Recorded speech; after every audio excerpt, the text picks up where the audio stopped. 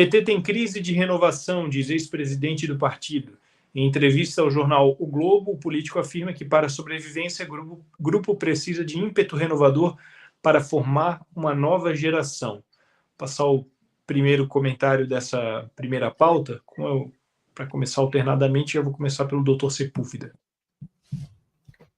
Olha, eu acho que não é só o PT que tem esse problema.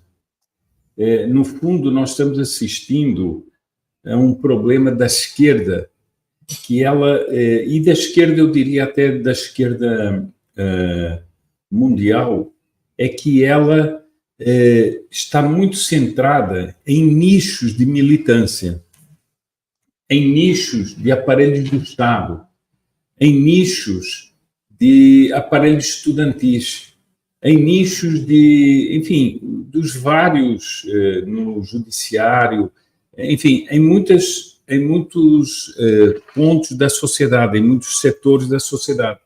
Mas não há aquela militância nascida da sociedade.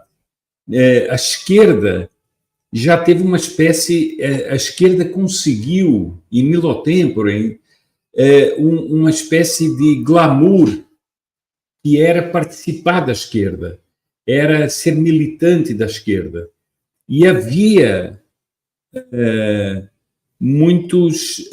havia uma espécie de ânsia e havia uma espécie de crença de que o mundo da esquerda, que a esquerda anunciava, esse mundo, aspas, evoluído, era um futuro, era realmente um futuro.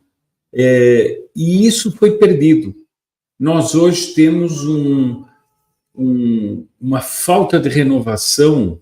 Por quê? Porque não há essa crença revolucionária profunda.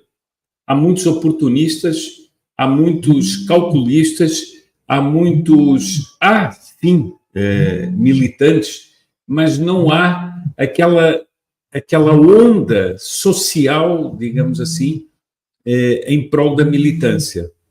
Ou seja, o militante era bem visto por uma espécie de onda social que o acompanhava. E isso foi perdido. Então, eu acho que esse não é um problema apenas do PT, mas é um problema mais generalizado na esquerda. Mas é claro que o PT está sofrendo esse problema porque e é muito visível para eles, porque eles estão no poder. E basta analisar a composição do governo do PT. São as mesmas caras, são os mesmos personagens, há um ou outro que pode não ser, mas são sempre os mesmos. Obrigado, doutor Sepúlveda. Passo o próximo comentário para o Diogo Forjas. Tem dois aspectos que eu quero abordar nesse caso aí da falta de representatividade ou de renovação do PT ou da esquerda, como bem colocou o doutor Sepúlveda. O primeiro é o que esse petista especificamente usou como base. Ele usou como base as eleições municipais. Ele tem a expectativa de que as eleições municipais desse ano o PT cresça, mas cresça pouco. Bom, talvez isso tenha a ver com a dificuldade de se coordenar uma construção de resultados eleitorais em mais de 5 mil municípios que tenham coerência. Quer dizer, se você por acaso tiver nesses 5 mil municípios, sei lá, uns 300 ou 400, que tenham vitórias em composições de resultado incompatíveis demais com a realidade, você pode ter um problema. E é muito difícil, portanto, avaliar 2 ou 3 candidatos em cada um dos 5 mil municípios para entender como construir a curva de apuração e votos que justifique a eleição daquele que você mais gosta ou deseja. Então, isso dificulta uma expansão, uma explosão de crescimento do PT, no meu entendimento. É difícil fazer essa análise. Então, eu acho que tem mais a ver com isso do que com representatividade. Em termos de representatividade em si, do ponto de vista popular, o PT não tem representatividade popular. Não tem. Isso tem aparecido em todas as oportunidades, né? Eu costumo usar sempre como exemplo a minha cidade, a capital paulista, onde, segundo as pesquisas do Datafolha, o Guilherme Boulos teria algo em torno de 2 milhões de votos, em que boa parte desses votos seriam de jovens, portanto, que têm um alto grau de mobilização, têm um alto grau de comprometimento com pautas ideológicas. Afinal, a ausência de propósitos começa nessa idade e ela é preenchida com as bandeiras pré-moduladas da esquerda. Pois bem, eles não conseguiram, com 30 dias de antecedência, no que seria uma das maiores bandeiras do Guilherme Boulos, colocar 10 mil, 20 mil pessoas no centro de São Paulo, que seria 1% só dos votos dele. O Boulos esteve em Itaquera, que seria um colégio eleitoral mais ligado à esquerda, ao PT e companhia, com o Lula. Então, o homem dos 60 milhões de votos, mais o homem dos 2 milhões de votos só na capital, com show gratuito, em reduto eleitoral, e não conseguiram lotar o estacionamento do Itaquera, para ser simpático. Então, é disso que nós estamos falando. Onde está essa representatividade? Então, o PT sabe que no mundo real, longe das pesquisas, dos vigaristas, especialistas e companhia, eles sabem que eles não têm representatividade. E isso é um fenômeno global, eu concordo com o Dr. Sepúlveda, porque há um esvaziamento do que se tornou a base dessa esquerda, vamos chamar de pós-moderna, sei lá. Acho que talvez esse seja um dos pontos fundamentais. Me perdoem, me ligaram aqui no meio, só um minuto, desculpe. Perdão. Pois bem, então eu dizia sobre... Então, a representatividade eles não têm, né? E eu queria dizer isso. Então a gente tem uma questão política, né, que é o resultado do esvaziamento. O outro ponto que eu queria trazer, lembrei, é essa questão da falta de representatividade, novas figuras fortes na esquerda. O pensamento de esquerda é essencialmente um pensamento autoritário e centralizador. Portanto, você tem a figura mais poderosa, que mais centraliza, e no entorno as colaterais, as que dão apoio para esse projeto de poder. E elas só permanecem nesse círculo enquanto elas não representam uma ameaça direta para aquele que mais centraliza. E é uma escala de descentralização de poder que monta a pirâmide da esquerda. É por isso que não tem representatividade, né? Por isso que o cara não vai criar um candidato forte. Porque ele sabe que não há lealdade entre os desleais e a qualquer momento esse candidato forte, caso ele fortaleça antes do tempo, pode lhe dar o chapéu. Então, é por isso que a esquerda no mundo todo não tem candidatos poderosos, fortes, prontos para assumir a liderança. Porque isso representaria um risco no pensamento centralizador de poder com o qual eles operam. Então, e esse é o grande ponto. O que a gente tem visto no Brasil agora é que, junto com o esvaziamento da agenda woke, junto com o esvaziamento da agenda 2030, com o enfraquecimento dos alicerces internacionais dessas agendas no Brasil, aquele discurso do pobre contra o rico já não está colando mais.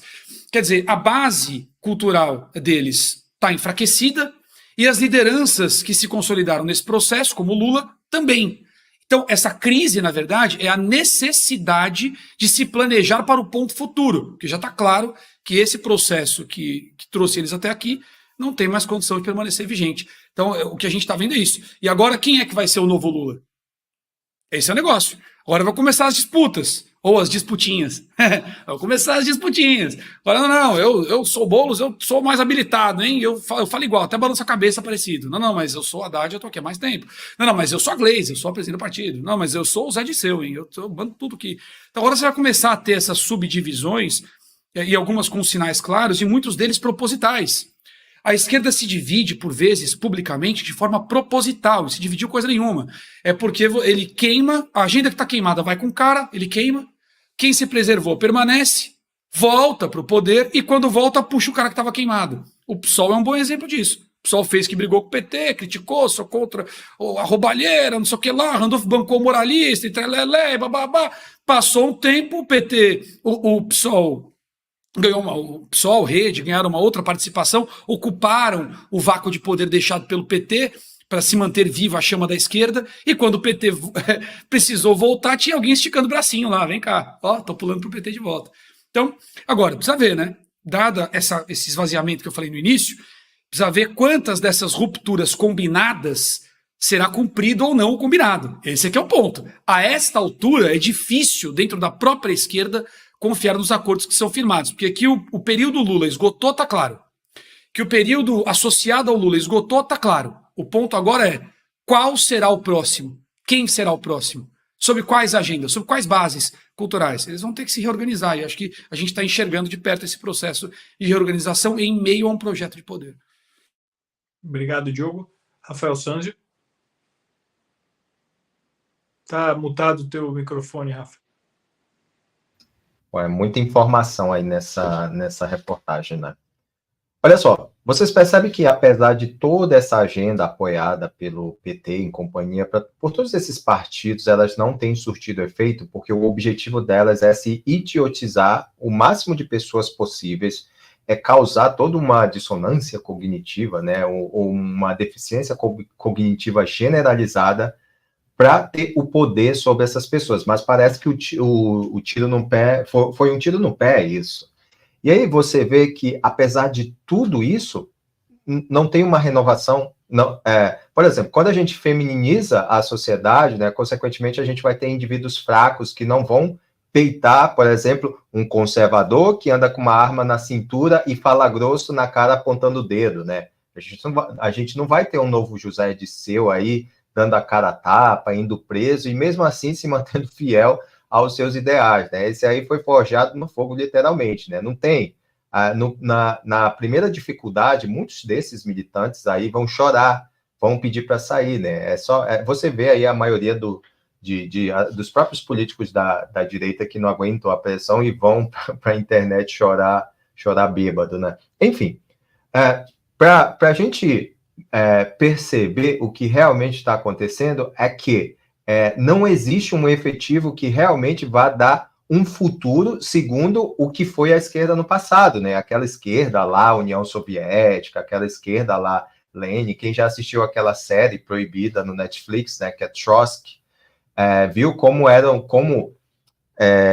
vamos supor, interpretando o Lenin, ou também interpretando a galera lá da Revolução Bolchevique, o quanto eles eram duros, eles eram mesmo com um cano na cabeça, se você não obedecesse, morria, né? E a gente vê uma geração debilitada, uma geração fraca, que realmente vai chorar em posição fetal na cama quando eles são contrariados.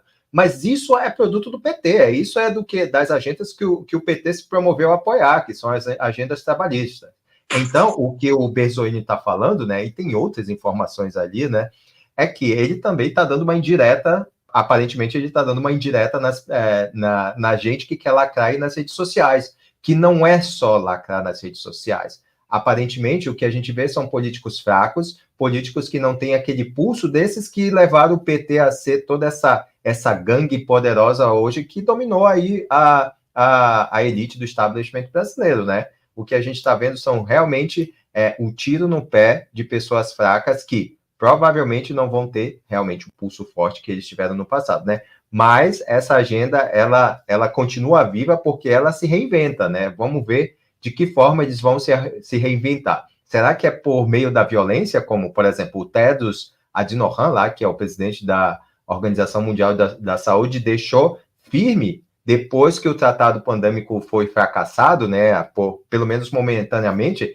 ele disse que eles têm que destruir todas essas pessoas que discordam das ideias deles, por exemplo, como a ideia de que as pessoas têm que ser compulsoriamente injetadas lá com a picada, né? Vamos ver se agora ou eles vão se reinventar de forma como a guerra cultural ou através da violência, como aconteceu várias vezes no passado, né?